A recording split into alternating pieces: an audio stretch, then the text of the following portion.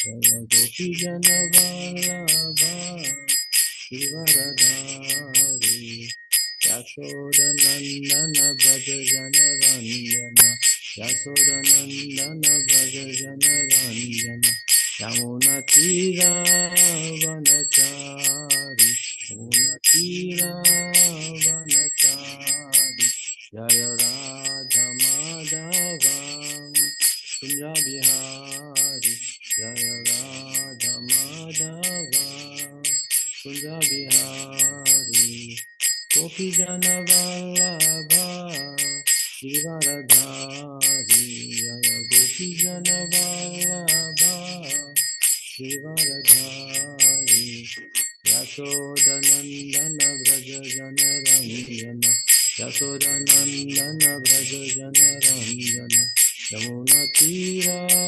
Vanachari Yamuna Tira Vanachari Jaya Radha Madhava Kunja Bihari Jaya Radha Madhava Kunja Bihari Bhagavatam Puja Om Namo Bhagavate Vasudevaya Om Namo Bhagavate Vasudevaya Om Namo Bhagavate Vasudevaya. So reading from Srimad Bhagavatam, Canto 6, Chapter 5. Today's text, hopefully, is text number 17. Pancha Vimsati Tatvanam Paruso Adbhuta Darpanaha Adyayatmam Abhudayasa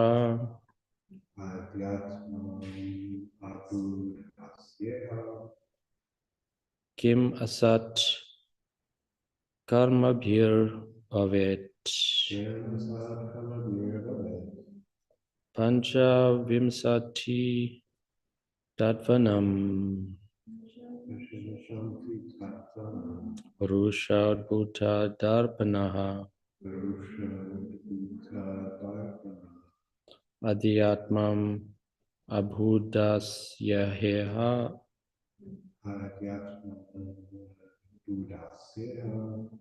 Kim Asat Karmabhir Bhavet Pancha Vimsati Tatvanam Purusho Adbhuta Darpanaha Adhyatmam Abhudasyeha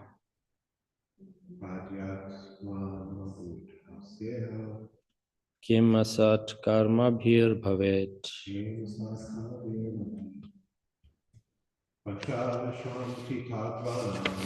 Pancha Visanti Tatvanam Purusho Adbhuta Darpanaha Adhyatmam Adbhutasyaheha Kim Asat Karmabhir Bhavet Tam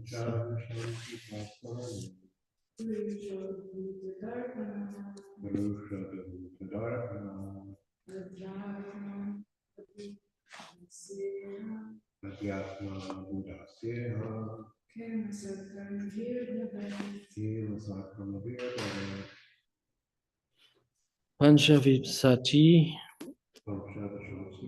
25 Tatvanam of the elements Purusa the Supreme Personality of Godhead Adbhuta Darpana the wonderful manifester Adhyatmam the overseer of all causes and effects Adbhutasya of one who does not know Iha, in this world, Kim asat karmabhi bhavet, what can be the benefit of engaging in temporary fruitive activities? What can be the benefit of engaging in temporary fruitive activities? Translation. Narad Muni had said that there is a house made of 25 elements. The Haryashvars understood this analogy. The Supreme Lord is the reservoir of the 25 elements, and as the Supreme Being, the conductor of cause and effect. He causes their manifestation.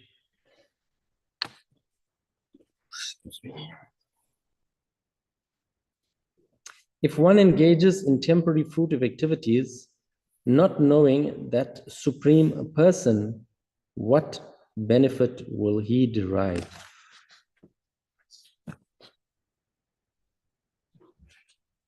Purport by His Divine Grace Srila Prabhupada. Philosophers and scientists conduct scholarly research to find the original cause, but they should do scientifically. But they should do so scientifically, not whimsically, or through fantastic theories. The science of the original cause is explained in various Vedic literatures. Atato Brahma Jignasa, Janmadi Asya Yata. The Vedanta Sutra explains that one should inquire about the Supreme Soul. Such inquiry about the Supreme is called Brahma Jignasa. The absolute truth, Tattva, is explained in Srimad Bhagavatam 1-11. Vedanti Tat Tattva Vidas Tattvam Yaj Yanam Advayam Rameti Paramameti Bhagavan Iti Shabdyate. Learned transcendentalists who know the absolute truth call this non-dual substance.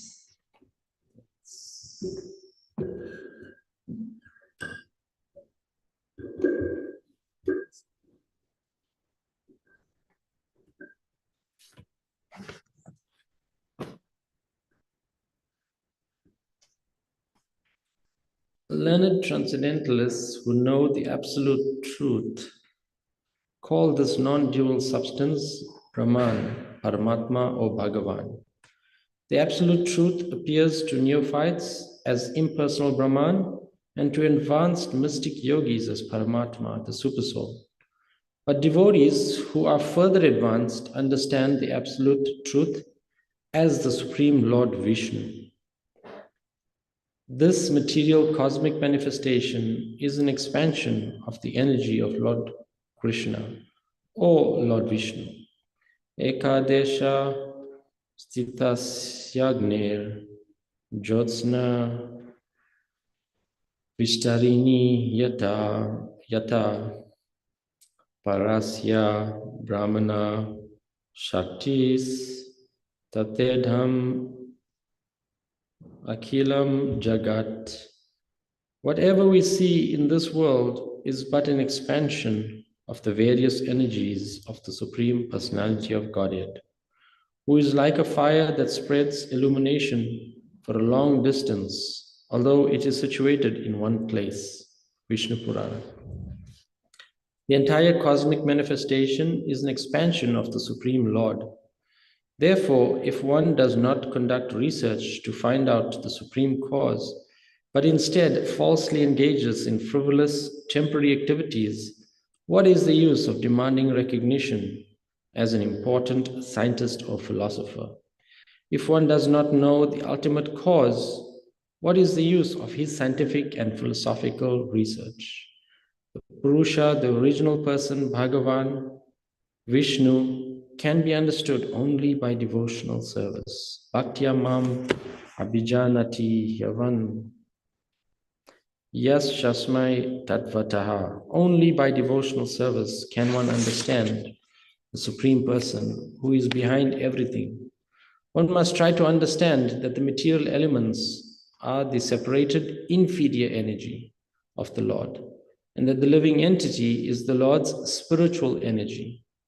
Whatever we experience, including matter and the spirit soul, the living force, is but a combination of the two energies of Lord Vishnu, the inferior energy and the superior energy. One should seriously study the facts concerning creation, maintenance, and devastation, as well as the permanent place from which one never need return. Yat gatva na nirvartante. Human society should study this, but instead of culturing such knowledge, people are attracted to temporary happiness and sense gratification, culminating in bottomless, topless passion. There is no profit in such activities. One must engage himself in the Krishna consciousness movement. Om Jnana Timirandasya Jananjana Shalakaya Chakshurmitam Yena Tasmai Shri Gurave Namaha Vanchakalpa Trubhyasya Kripa Sindhurevacha Patita Nama Pavanebhyo Vaishnavabhyo Namo Namaha Jai Shri Krishna Chaitanya Prabhu Nityananda Shri Advaitar Gadadhar Shivasti Gaur Bhaktavrinda Hare Krishna Krishna Krishna Hare Hare Hare Rama Rama Rama Hare Hare.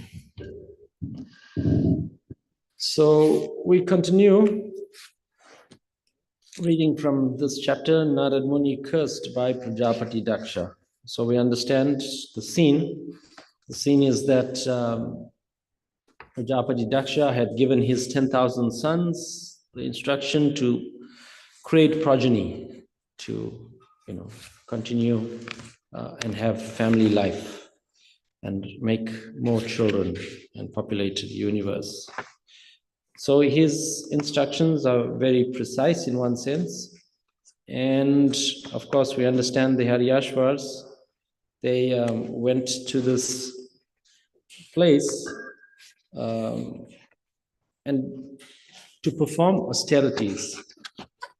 Of course, I was listening to a lecture by Devamrita Maharaj, and he was explaining how, of course, Daksha wanted his sons to become good fathers, good husbands to wives, first class. He didn't want anything less than first class, good citizens, first class citizens, but all within the material realm in one sense, and a little bit of spiritual life attached to it. So in that way, he was giving them the instruction to go and create progeny and become very, very expert.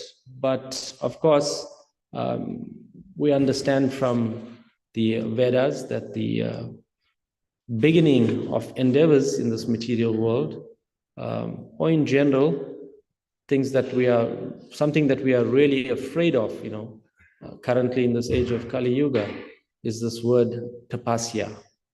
So they went off and started to perform this intense, severe tapasya with the goal of becoming very expert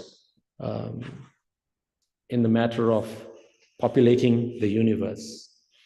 So it is explained that Daksha's goal in having these sons, or very qualified sons, was not for them to join the temple, Hare Krishna temple, and to join the Bhakta program and things like that.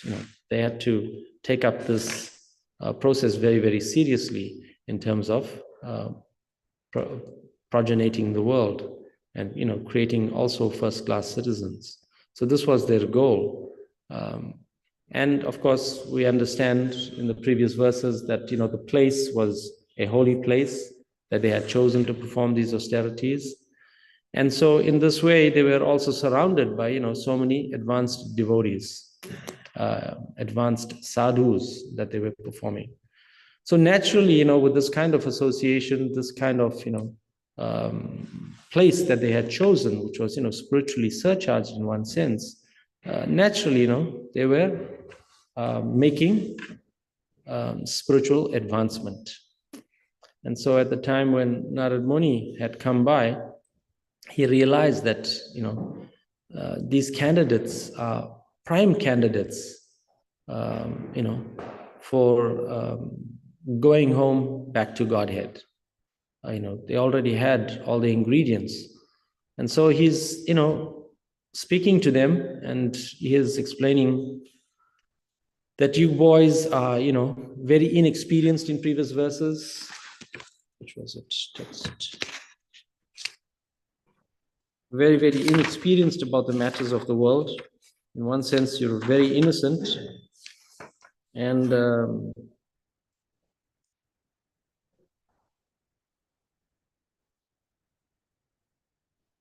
you're very, very inexperienced.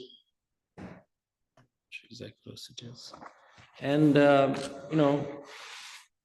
this is the material world, and he gives, different analogies, allegories. And of course, from this verse, we understand that the Haryashvas, they immediately understood what Narad Muni was speaking about.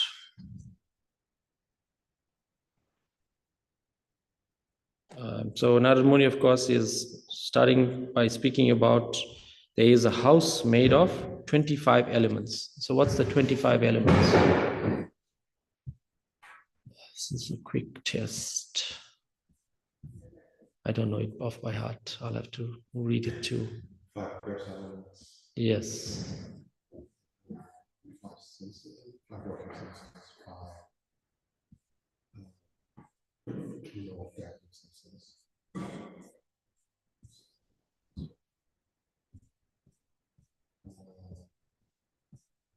The 5 sense objects. That's 20. It went missing. Intelligence, false ego. Yes, 23.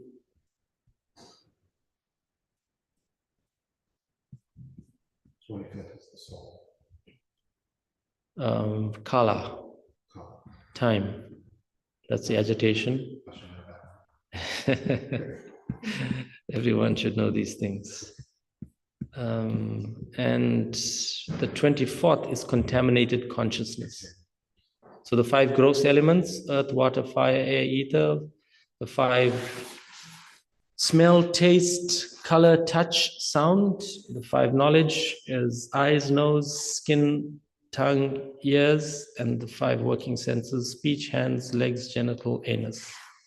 And the 3 subtle is mind, intelligence, false ego. 24th is contaminated consciousness. 25th is the time factor. So of course, Krishna says in the Bhagavad Gita, time I am, destroyer of the worlds. So the Haryashvas immediately understood this analogy. And so this verse is saying the Supreme Lord is this reservoir of the 25 elements and is the Supreme Being, the conductor of cause and effect. So as devotees, we understand that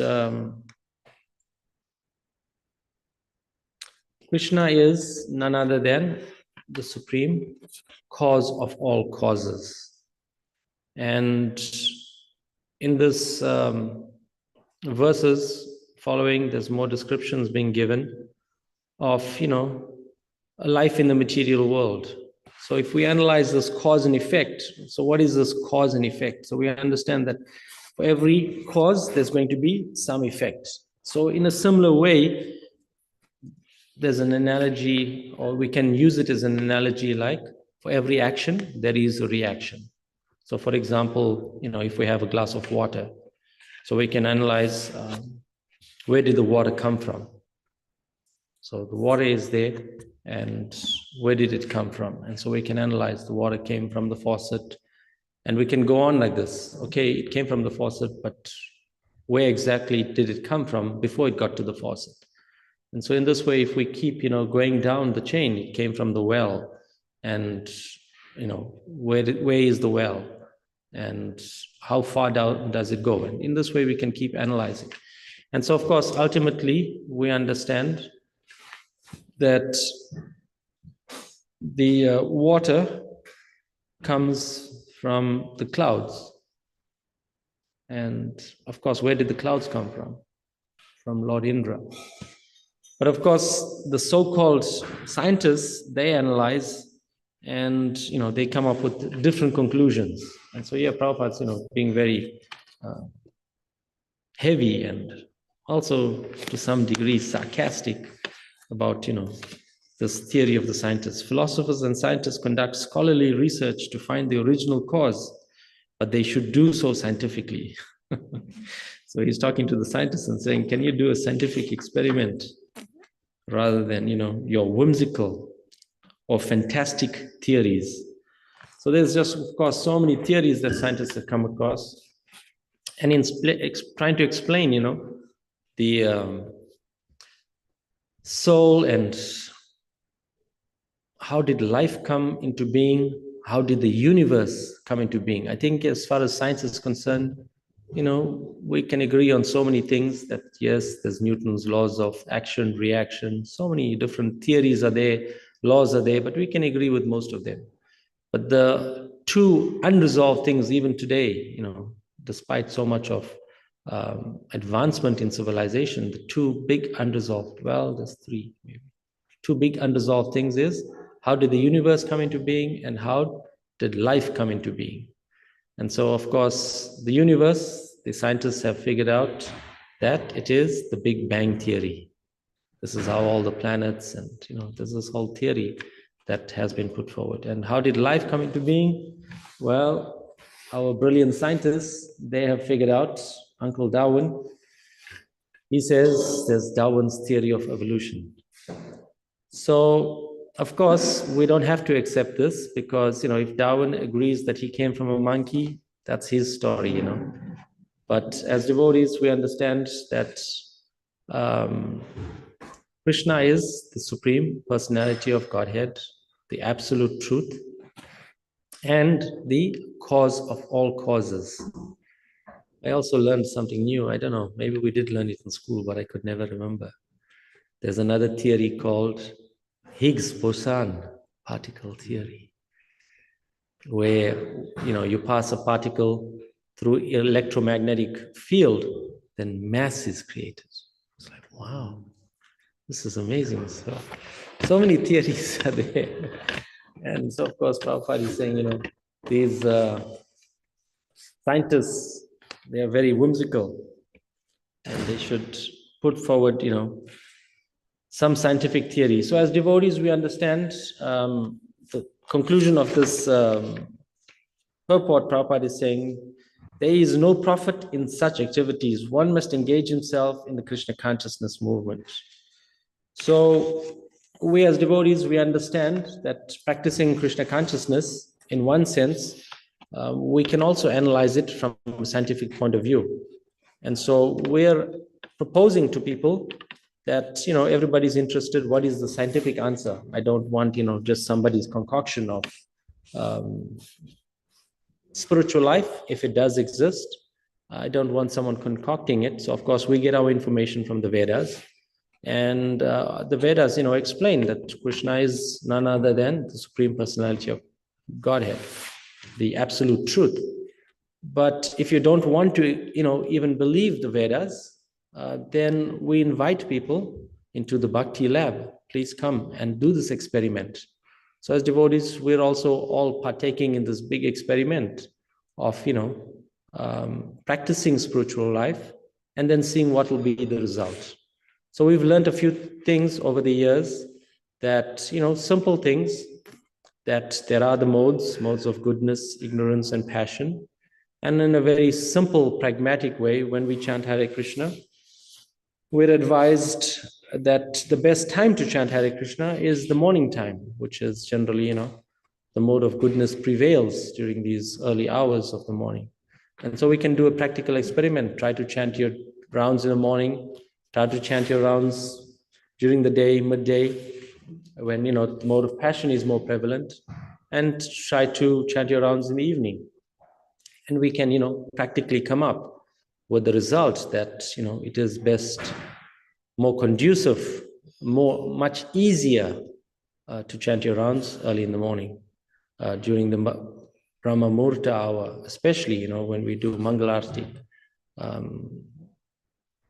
The mode of goodness is more prevalent.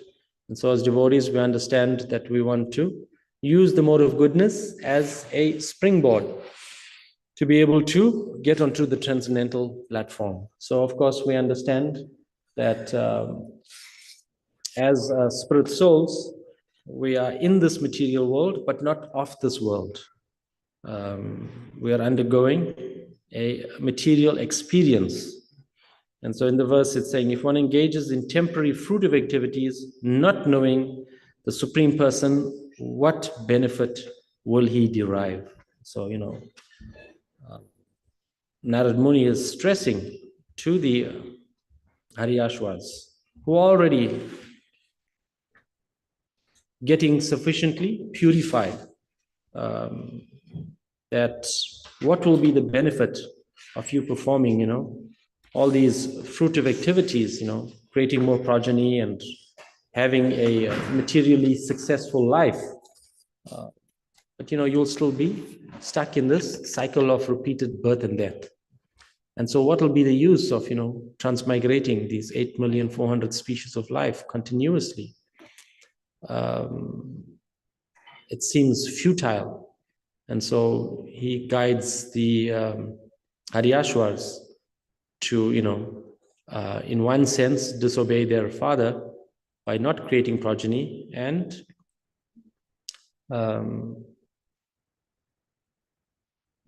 going home back to Godhead. And so we see later that, Prajapati Daksha had 1,000 more sons, and then we'll see again Narad Muni, preaches to them in a similar way, and they also, decide not to take up becoming a progenitor and continuing in the cycle of birth and death. So we understand that we can, do different experiments. Dinabandhu Prabhu was giving one example, how he went to visit, a devotee in his house, and he was very, very wealthy. He had a big house. So Dinabandhu Prabhu was asking him, who does this house belong to? And this devotee was saying, belongs to Krishna. And, he's got fancy cars, lots of money. So who does the cars belong to? And, this devotee was saying, everything belongs to Krishna. Goes through the house, clothes, all the fancy things that he has in his house. And the devotee was just saying, Krishna, Krishna, Krishna, everything belongs to Krishna. And then eventually he comes to the temple room, and then he points to the deity of Radha and Krishna. He says, who do they belong to? And he says, they belong to me.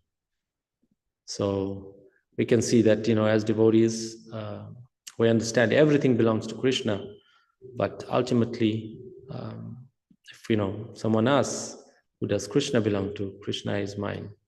So we understand Krishna is the absolute truth, and he is the cause of all causes. So it's explained in the verse. Prabhupada is quoting from the Vishnu Purana. Whatever we see in this world, it is but an expansion of the various energies of the Supreme Personality of Godhead, who is like a fire that spreads illumination for a long distance, although it is situated in one place. So we understand as devotees that, the Supreme Lord expands himself. And of course, there's, the different Vishnu expansions. Then there's the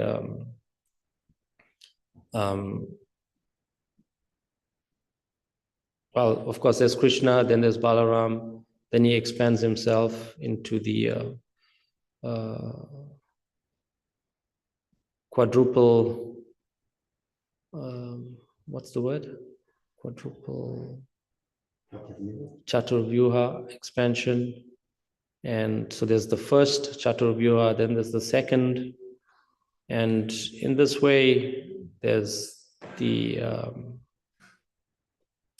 3 Vishnus that also expand. And eventually, when the Mahatattva is agitated, then these living entities come into being. And so this is our understanding of how creation has taken place. And if we analyze this cause and effect, eventually we come to Krishna, the Supreme Personality of Godhead. So we see that nature, the different energies of the Lord, they're all interconnected. So one has to very scientifically analyze, and this is what the Srimad Bhagavatam does. It gives us, if we read from the beginning right to the end, it gives us, the entire information about, life, the origins of life, what is the purpose of this human form of life. Are we just meant to eat, sleep, mate, and defend? But the animals also do that. No, there must be something more to this human form of life. We can ask who we are, what is our purpose in this world. And in this way, we can understand that the goal of life is to go back home, back to Godhead. And then, of course, what is the process to do that? To be able to go back home, back to Godhead. In another purport in the second canto, Prabhupada gives one simple example, an inexperienced boy. And so in this way, he's also, addressing the Haryashva. So of course, very advanced. But, he's using simple logic in one sense to explain these, aspects to the Haryashvas. So in this purport, an experienced boy may be struck with wonder by seeing the impersonal actions of electronics or many other wonderful things conducted by electrical energy. But an experienced man knows that behind the action is a living man who creates such energy. Similarly, the so-called scholars and philosophers of the world may, by mental speculation, present so many utopian theories about the impersonal creation of the universe. But an intelligent devotee of the Lord, by studying the Bhagavad Gita, can know that behind the creation is the hand of the Supreme Lord. Just as in the generating electrical powerhouse, there is a resident engineer. The research scholar finds out the cause and effect of everything. But research scholars as great as Lord Brahma, Lord Shiva, Lord Indra, and many other demigods are sometimes bewildered by seeing the wonderful creative energy of the Lord. So what to speak of the tiny, mundane scholars dealing in petty things? So we understand from the Vedas or from the Bhagavatam, even great personalities like Lord Brahma, who's, the creator of the universes, gets bewildered from time to time. So, of course, that example is there when Lord Brahma had stolen the cowherd boys and the calves. So we understand that pastime, how eventually Krishna had expanded himself as all the cows and the cowherd boys. Lord Indra, in a similar way, Lord Indra had become bewildered during the time of Govardhan Puja when Nanda Maharaj had, not performed the scheduled Indra Puja, but instead had done Govardhan Puja. And, he was trying to intimidate the residents of Raj. But we see that he was very unsuccessful under the protection of Krishna. So in this way, even they had become humbled in their efforts to show their supremacy. And they could also understand that, there is the Supreme Lord, the cause of all causes. What else?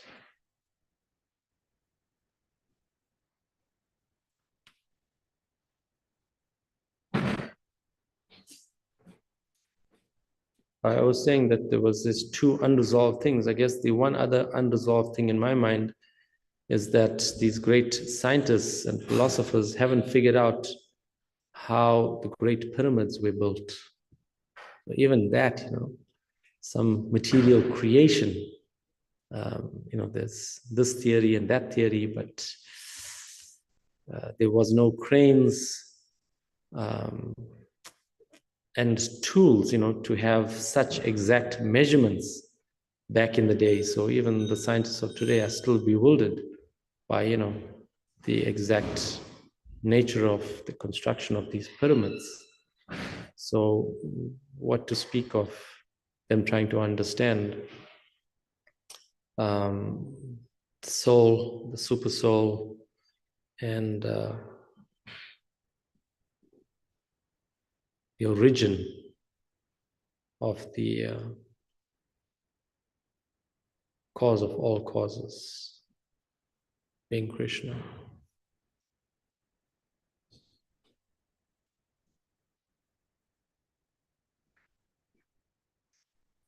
Okay, we can stop there. Any comments, questions, additions, subtractions? So, the point regarding material scientists, that a lot of people, they might hear about these, ideas like this goes on and expect inflationary theory and things like that. But practically, what they care about is technology when it comes to science. Mm-hmm. So they might make the argument, material scientists, well, we're being fair to the engineers, giving us computers and airplanes and central heating and all these things. Can you make a computer from, if we get a bunch of Sanskrit philosophers together, can we make a computer or central heating or any of these things?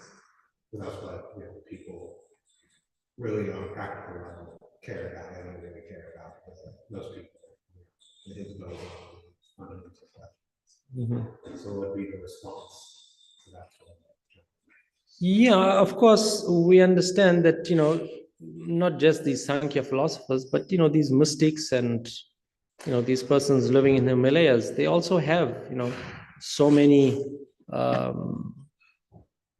siddhis that, we might not even understand exactly, how it works. But I think the understanding would be that, yes, if you get them together, they definitely could, with time, be able to come up with this scientific theories. And I think this is why we have them today, that, people have used science to come up with these repeatable experiments. I think that's the understanding of science. They want, repeatability. If there's repeatability, then, something is considered scientific. So the goal of life, I think, is different from the Sankhya philosophers. They don't want to, build computers and things like that. So the goal is different, and this is why they are Sankhya philosophers, that, they have a different goal in mind. So it depends what the goal is. And we can see that, using science, persons like even Elon Musk, have made so much of advancement. So I don't think we want to deny the scientists. We're saying that they should accept that, yes, whilst they may be doing so much of wonderful experiments and, building computers and all these amazing things, it's all credit is there, but they aren't able to come up with, the solution for, the universe in one sense, and, who am I and what is my purpose? So they should also admit that, in a similar way, that, yeah, we don't know the solution to that.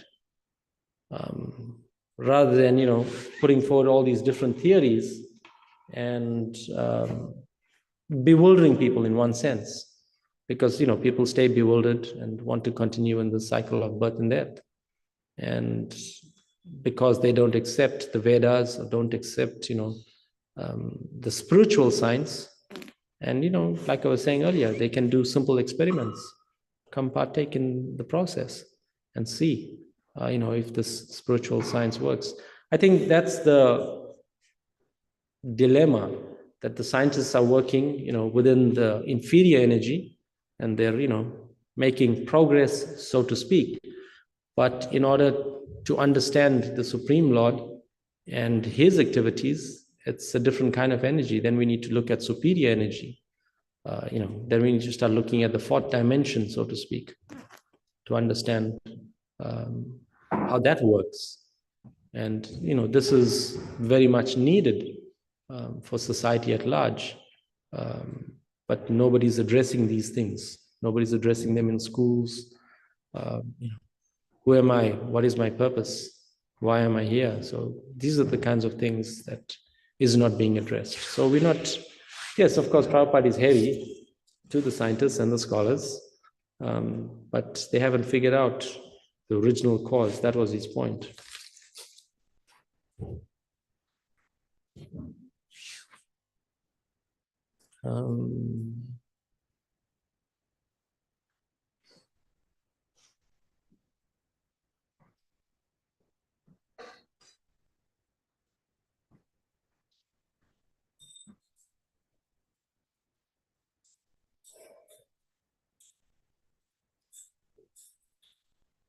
So as devotees, we need to, also take heed that, devotees that are taking up the Grihastha ashram, for example, we should always, as devotees, never forget, what is the goal of life.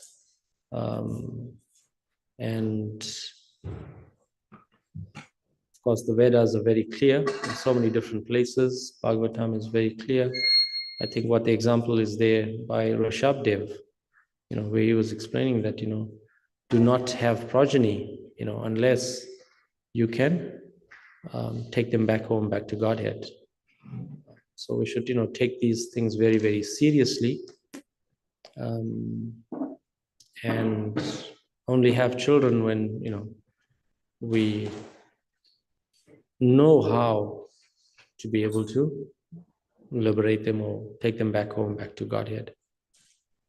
So, of course, all the ingredients are given in the Bhagavatam, and so we should, scrutinizingly read and understand the science of bhakti, so that we can, teach our children and set them up so they can also, become qualified to go back home, back to Godhead. So there's so many ingredients that we can train our children in, so that they can be Krishna conscious. Devotees online, are we still online? Any comments, questions, additions? I have a comment. Please. I was intrigued by this mention of 25 elements and trying to understand what are the 25 elements. And there's, in the Veda base, there's only 11 instances of a reference to 25 elements. And it appears to me that there are actually two different lists of 25 elements. One is a list of material elements. And that one, I don't think is what is being referred to here, but looking at Srila Vishwanath Chakravarti Thakur's commentary on this verse, he does not go into detail, neither does Srila Prabhupada, but he does mention, where is it now? Give me one moment here.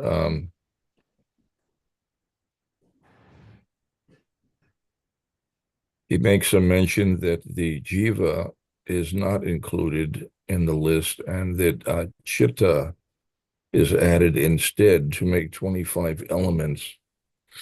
But we don't know what that list is. Now, there is, in the third canto of Srimad Bhagavatam, there is reference to 24 elements, and then kala, the element of time, is added. So, where is it now? Three modes. Third canto, chapter 26. In text 11, says the aggregate elements, namely the five gross elements, the five subtle elements, the four internal senses, the five senses for gathering knowledge, and the five outward organs of action are known as the pradhan. So this is 24 elements.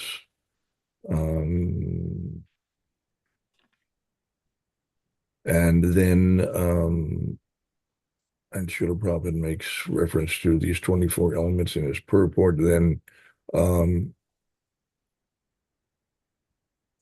there is additional mention in the following verse, text 13. There are five gross elements, namely earth, water, fire, air, and ether. There are also five subtle elements, smell, taste, color, touch, and sound. Verse after that, the senses for acquiring knowledge and organs for action. Number 10, namely the auditory sense, the sense of taste, tactile sense, the sense of sight, the sense of smell, the active organ for speaking, the active organs for working, and those for traveling, generating, and evacuating.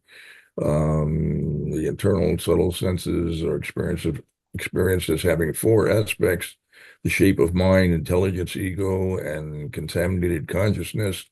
Distinctions with them between them can be made only by different functions, since they represent different characteristics.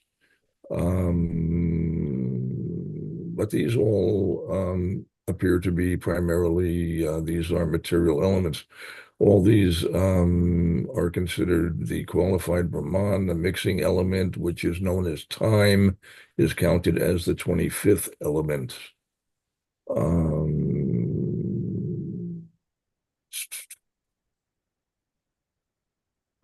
And Srila Prabhupada restates the same thing in his purport to text 15. I have, there's a quote now from the 11th canto. The summary to chapter 22 makes mention of 25 elements. But these are 25 elements of the material nature. It says, on the one hand, yet it includes elements that do not fit in the category of material elements. So it begins with the Lord himself. That list is the Lord, nature, the Mahat, false ego, ether, air, fire, water, earth, the eyes, the ears, the nose, the tongue, the skin, speech, the hands, the feet, the genitals, the anus, the mind, sound, touch, form, taste, and smell. So my conclusion is that anyone could be forgiven for not having a clear understanding of what the 25 elements are, because it's not really made very clear anywhere as far as I can see. It's not clear to me.